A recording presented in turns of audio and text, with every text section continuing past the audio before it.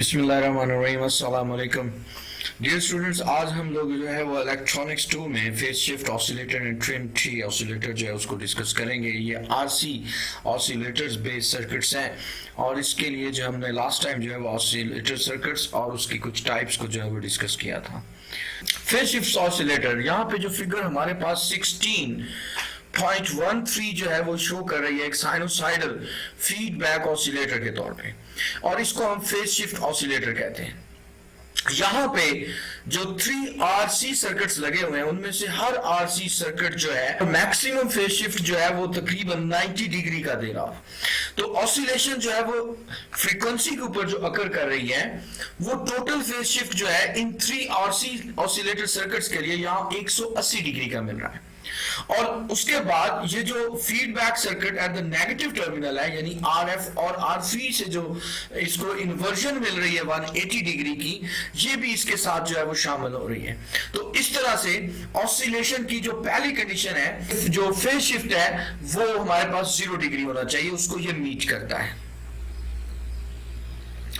Feedback circuit का जो attenuation है, 3 सेक्शन जो है आरसी फीडबैक सर्किट की, वो हमें बी जो है वो 1/29 देता है।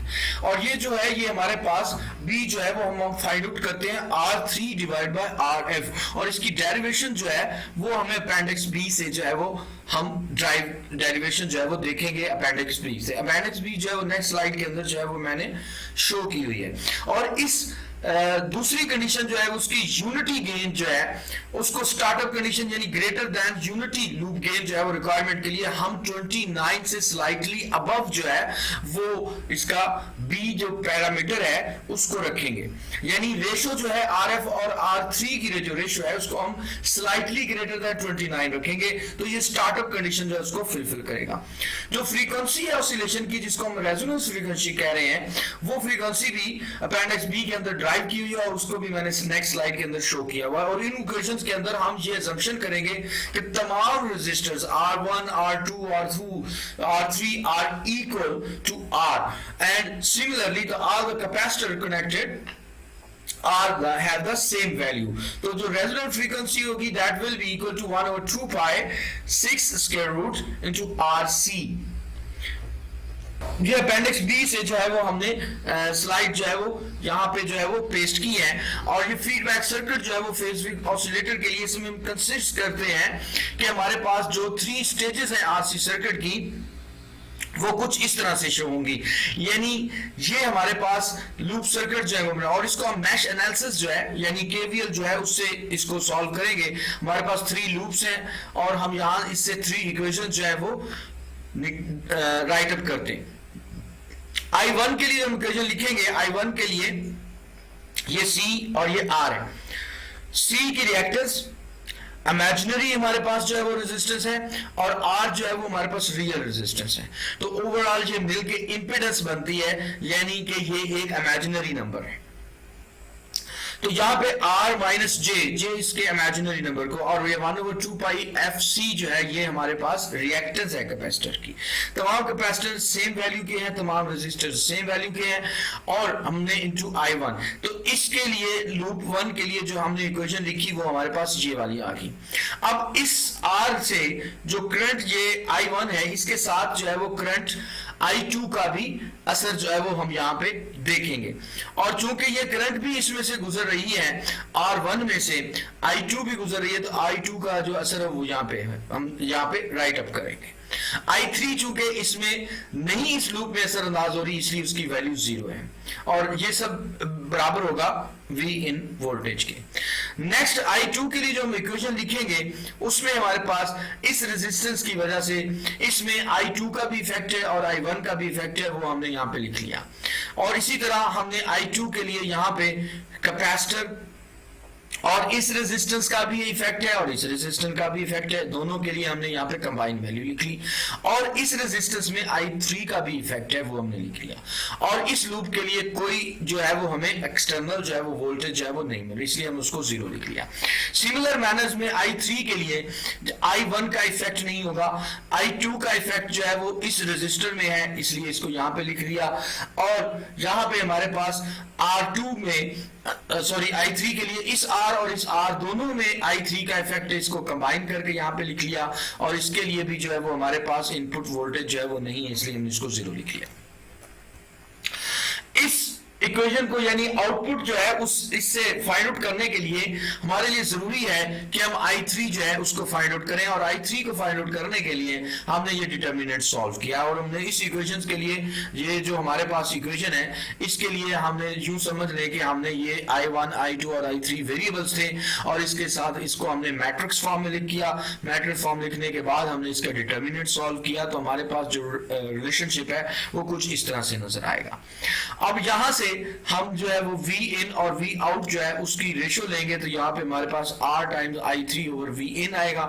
अब यहाँ पे हम I3 की वैल्यू पुट करते हैं, तो ये हमारे पास R ऑलरेडी है, और ये R स्क्वायर इससे मल्टीप्लाई होकर R क्यूब होगा। डिनोमिनेटर में के अंदर जो है वो टर्म जो है वो हमारे पास यही आएगी, और इसको हम मजीद सिंप्लीफाई करते हैं तो हमारे पास जो रिलेशन है वो एट द एंड ये नजर आता है। V out के लिए सॉल्व करने के लिए हम R3 जो है उसको बाहर कॉमन लेते हैं, और उसके बाद R3 को R3 से कैंसिल कर देते हैं, और हमारे पास ये टर्म इस तरह से बनती है।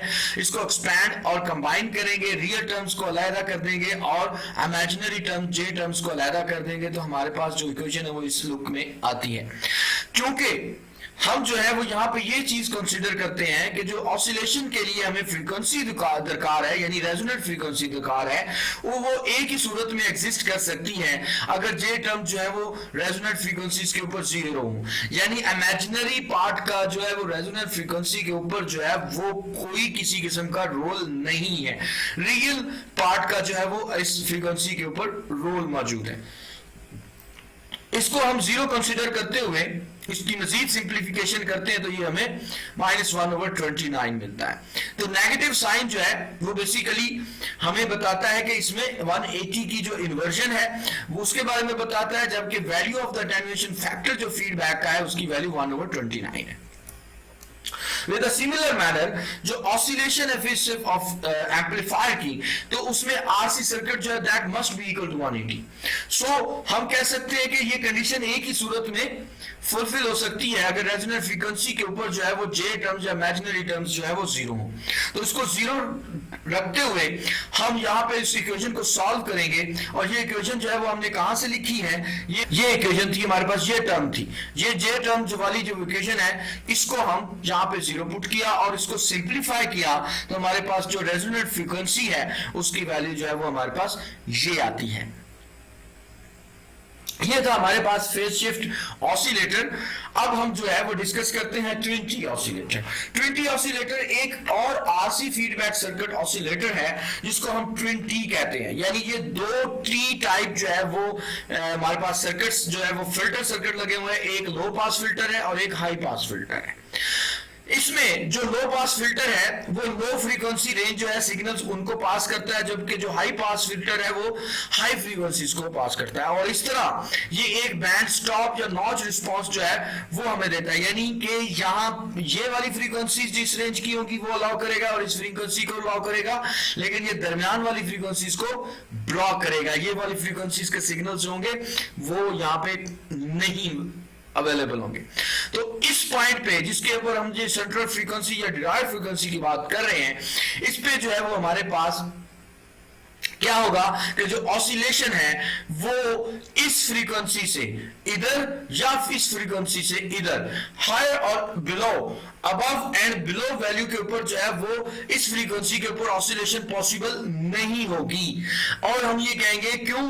क्योंकि नेगेटिव जो फीडबैक है थ्रू दिस फिल्टर, उसकी वजह से एफ ऑफ आर के ऊपर फ्रीक्वेंसीज जो है वो इससे ज्यादा या इसके कम पे ऑसिलेशन नहीं होगी। सिर्फ और सिर्फ फ्रीक्वेंसी जो रेजोनेंट फ्रीक्वेंसी है जिसमें हम कहते हैं कि नेग्लिजिबल जो है वो नेगेटिव फीडबैक होगा, यहाँ पे वो डोमिनेट नहीं करेगा, बहुत माइनर सा डोमिनेट करेगा, तो यहाँ पे जो है वो हमारे पास ऑसिलेशन अकर होगी। और इसमें जो पॉजिटिव फीडबैक होगा इस सर्किट के अंदर जो कि वोल्टेज डिवाइडर यानी R1 और R2 की वजह से यहाँ पे है, सिर्फ उसकी वजह से ऑसिलेट करेगा।